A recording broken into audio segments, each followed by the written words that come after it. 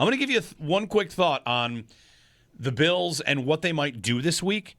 Is Mecole Hardman going to dress to give them a speed element and maybe return kicks for them? I think that's very possible. But here's a thought on Gabe Davis, and you tell me if this is wrong. And I understand that we're making points about like what they could do in the passing game.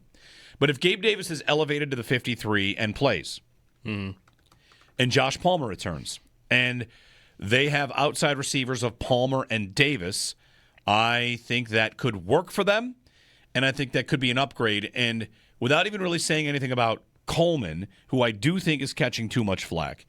But think about this with Gabe.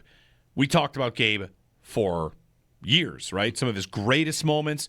He's a productive receiver that is a home run of a draft pick in the 4th round, and he had a good story, and then he left because the Bills decided not to pay him, and that's totally fine. Mm-hmm. However, and this is a compliment to Gabe, the idea of putting him in for Keon Coleman gives me one thing, and that's this. As much as we talked about Gabe, we never said he was playing out of position.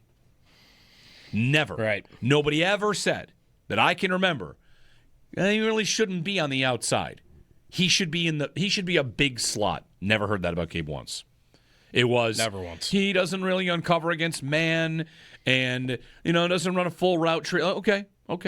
But he wasn't out of his depth. Right. Out there. He was productive.